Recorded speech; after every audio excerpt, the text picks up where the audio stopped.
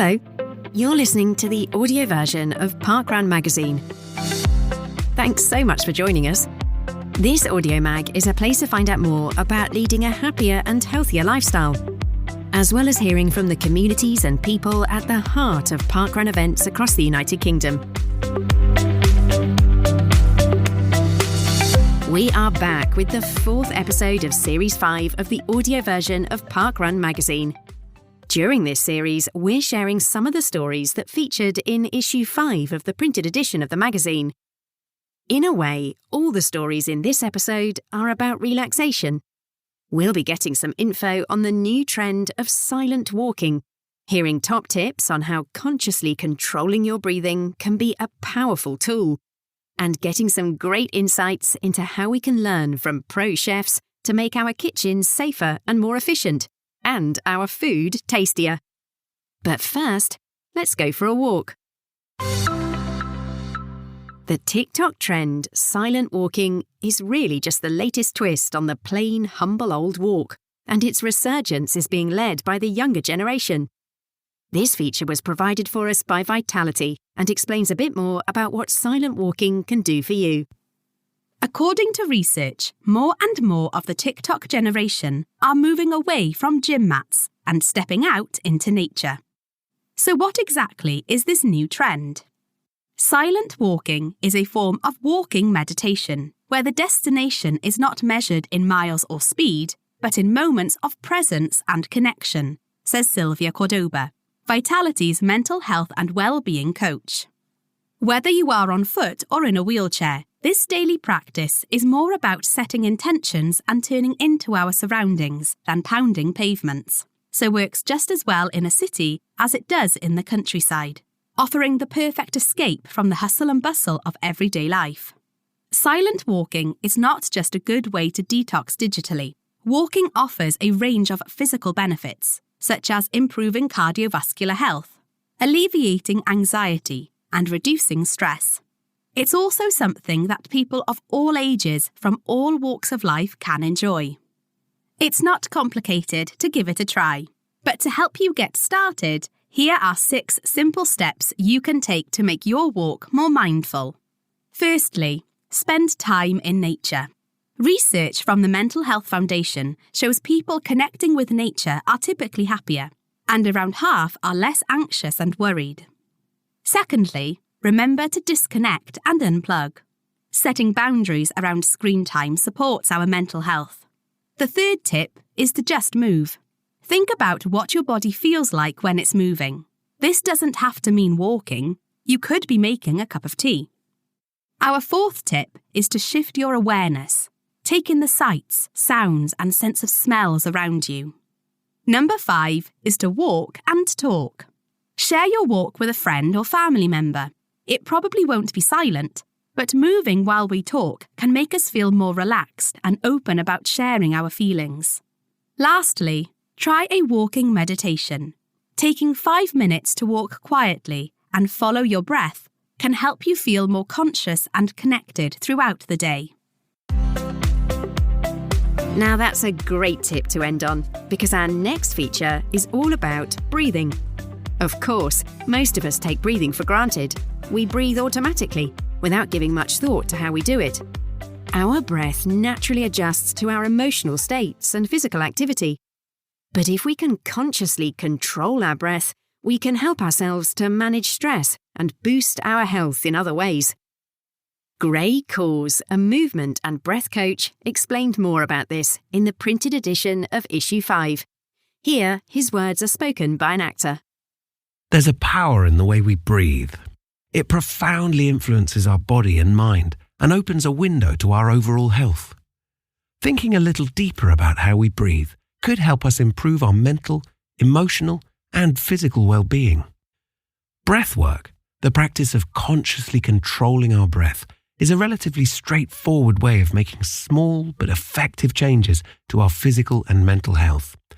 It allows us to de-stress in tricky situations and to build ongoing resilience against anxiety. Every day, we take around 25,000 breaths, but the amount of air that goes in and out of our lungs varies. If we're getting active and pushing ourselves, or if we're stressed, we often breathe faster. But this isn't always beneficial. Every time we breathe in, our lungs absorb the oxygen from the air, which travels through your bloodstream.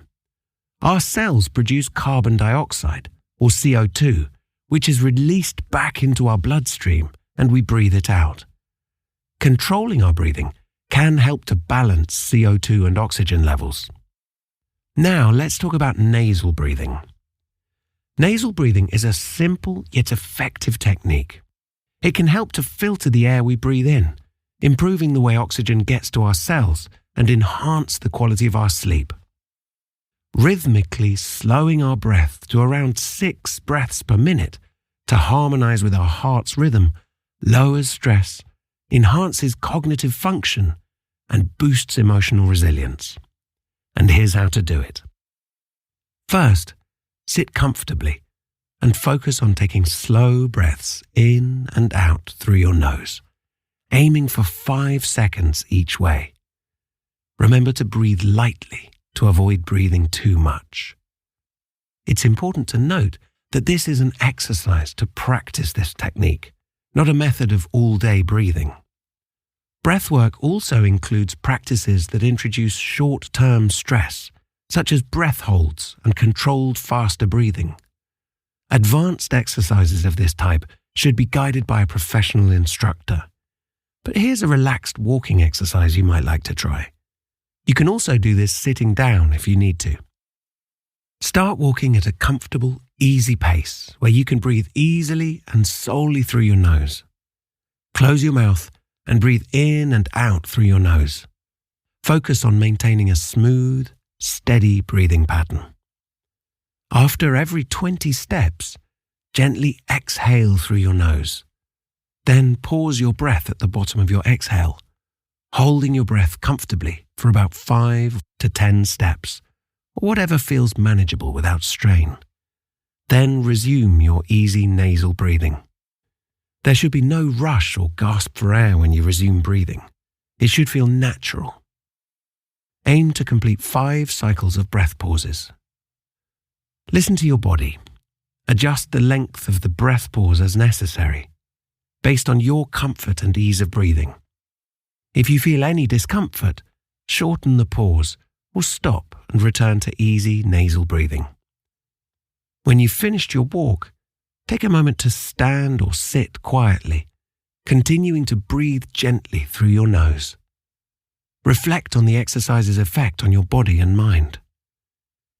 Integrating breathwork with movement like this enriches its benefits, and it's something most of us can try, regardless of physical ability. Whether through everyday functional movement, daily walks, or seated exercises. Here's another simple yet effective exercise for relaxation and energy flow. It helps to improve circulation and to enhance focus through coordinated movement and breathing. Begin in a comfortable seated or standing position, with your spine tall but not rigid. Allow your arms to rest naturally at your sides and relax your shoulders. Slowly inhale through your nose, simultaneously raising your arms out to the sides and overhead. Keep your palms facing up as you lift them. Imagine drawing in a wave of calming energy from the space around you as your arms ascend. Continue to raise your arms smoothly until your palms meet above your head. As you begin to exhale gently through your nose, turn your palms downwards and slowly lower them down in front of you, passing through the center line of your body. The center line is an imaginary line running through the nose and down past the navel. Visualize pushing down any stress or negative energy through your body into the ground beneath you. Keep moving your hands down, following the center line until they're back by your sides. Repeat this fluid motion of inhaling while raising your arms and exhaling while lowering them for between 3 and 5 cycles, or as many as feels comfortable. With each cycle, aim to deepen the awareness of your breath and enhance the smoothness of your arm movements, creating a rhythmic flow of motion and breath. There's no rush. Focus on the sensation of energy flowing through your body as you move and breathe. It's hard not to feel calmer and more focused just listening to those exercises. Now we go to a very different set of tips, although just as useful. Maybe you've decided you'd like to cook from scratch a bit more. Well, following recipes and trying out different ideas are brilliant ways to start. But wouldn't we all like to know a few pro tips and really feel like a kitchen boss? Luckily, in the printed version of Issue 5, chef and educator Ruth Cuppa gave us some great ideas to make your kitchen safer, your cooking more efficient, and your food more delicious. Let's get stuck in. Ruth's words are spoken by an actor. To look and work like a kitchen pro, a sharp knife is a must. You don't have to spend loads of money on a flash knife. Just make sure it is a comfortable size and weight for you, so you'll be able to use it for most kitchen jobs. Keeping your knife sharp is really important. A magnetic or wooden knife block is great, but wrapping your knife in a tea towel or an old sock to protect the blade works just as well. Try to avoid putting your knife anywhere the blade might rub against other hard objects, and if you have a dishwasher, don't put it in there. Hand wash it instead. Next, give yourself plenty of room by using a large chopping board, a decent size made of wood or heavy plastic. Glass chopping boards might look good, but they are noisy to use and will damage your knife. There's no need to have a complete set of coloured boards like you'd find in a pro kitchen, but it is a good idea to use a separate board for strongly scented food like onions and garlic, and another for raw meat. Put a damp cloth under your board. This will prevent it slipping or moving when you chop, making the process much safer. A damp cloth under a mixing bowl will stop it moving around too, enabling you to whisk with one hand and add ingredients with another without your bowl escaping you. Another great tip is to keep a bit of your pasta water. Before you drain the pasta, pour a bit of the water into a jug or cup and set it aside. This salty, starchy water can then be used to adjust the consistency of your pasta sauce and loosen any claggy pasta before serving. Now, how about showing off with a bit of French? Mise en place literally means put in place. It's how chefs describe the process of getting everything they need ready before they start cooking. In other words, gathering and preparing all your ingredients and any equipment you will need to. Another tip is to rest your meat. Once it's cooked, allow at least 10 minutes. Longer for larger joints. Resting meat ensures it is juicy and tender when you serve it, and the resting minutes also give you time to get your other meal components ready. Remember too to dress your vegetables. Tossing steamed or boiled green vegetables in a bowl with a little melted butter or oil and seasoning before serving will elevate them to something worthy of a restaurant dish. It's really simple, but it makes a world of difference. If you're cooking for a large number or having friends over, try pre-cooking and refreshing your vegetables. Steam or boil them until they're just done, then drain them and plunge them into icy water to cool. You can then reheat them just before serving by dropping them back into boiling water for a few seconds. This means your vegetables will be perfectly cooked, without the stress of timing them accurately when you have lots of other things to think about. Finally, did you know you don't need to preheat ovens for a long time? A lot of recipes do instruct you to preheat before you start, but most modern ovens heat up very quickly, so don't waste precious money heating an empty oven. Many dishes can go into a cold oven and heat up from there, but you can't do this with cakes, pastry products, or food for roasting though.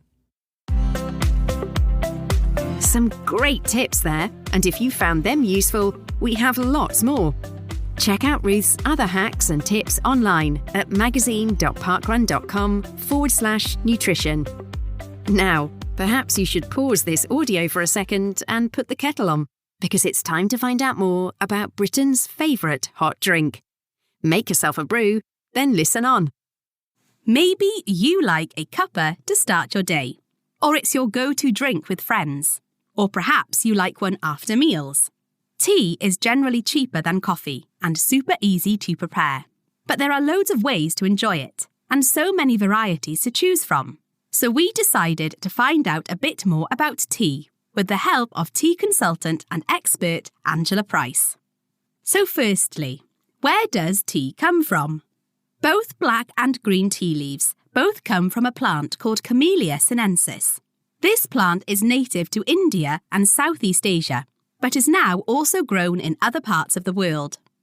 Black tea leaves are dried after harvest to reduce their moisture content. Then they go through a complete oxidation process. That means the composition changes because of the addition of oxygen. Meanwhile, green tea leaves are steamed or fired at a high temperature after they've been picked. Tea contains caffeine, although only around a third as much as coffee. It is also rich in antioxidants, which are helpful molecules that fight cell damage in the body. But tea also contains something else, an amino acid. That's one of the building blocks that combine to form proteins, called L-theanine, which calms the body. Angela explains, when you drink tea, the caffeine, which is a stimulant, and the L-theanine, which is a de-stressor, give you this really magical combination of feeling calm but alert. So what about the bag versus leaves debate? While many of us might be used to putting a bag in a mug, if you've got the time, try brewing up a pot of loose leaf tea and using a tea strainer, or a teapot with a strainer built in. A tea bag will always give you very fast results, says Angela. But with a loose leaf tea, you get much more nuance of flavour, so they're good for different reasons. Angela uses both. Tea bags are brilliant for convenience, she says, but your tea should look nice and bright and have a good colour.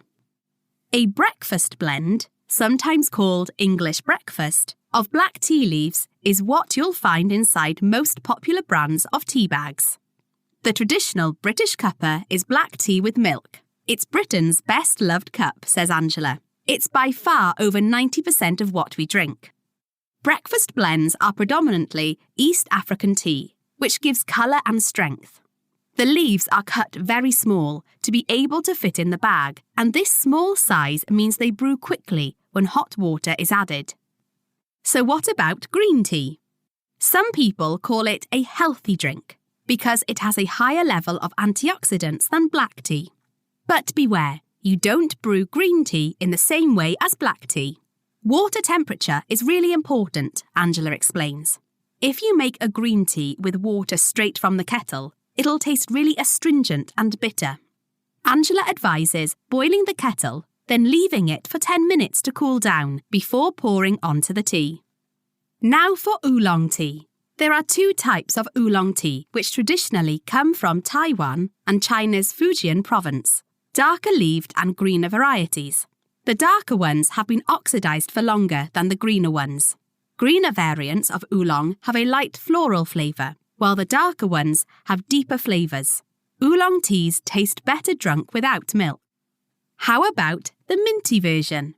Fresh leaves of mint in a clear glass certainly look lovely, but a peppermint tea bag works just as well. Some people swear by a peppermint tea after a meal because they believe it may help their digestion or ease bloating. Others like the way it gives them fresher breath. One thing we can all agree on is that pure peppermint tea is caffeine-free. In fact, over the past decade in Britain, sales of black tea bags have slightly declined in favour of herbal infusions, which often come in bags but don't contain tea. I often say herbal tea, laughs Angela, but it actually hasn't got any tea inside. Tea has to come from the Camellia sinensis plant.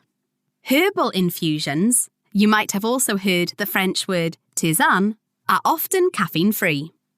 Rooibos comes from a flowering shrub called Aspalathus linearis, and it's been drunk in southern Africa for centuries. You might have heard it called redbush. It's made by cutting and bruising the leaves and stems of the shrub, fermenting them and drying them in the sun. The sunshine gives the leaves their recognisable reddish-brown colour. Rooibos is caffeine-free. If you liked learning more about tea, then why not try listening to Michael Mosley's BBC podcast, investigating the health benefits of tea. It's still available for free on BBC Sounds. And now it's time to wash up that teacup, because we've also come to the end of this episode.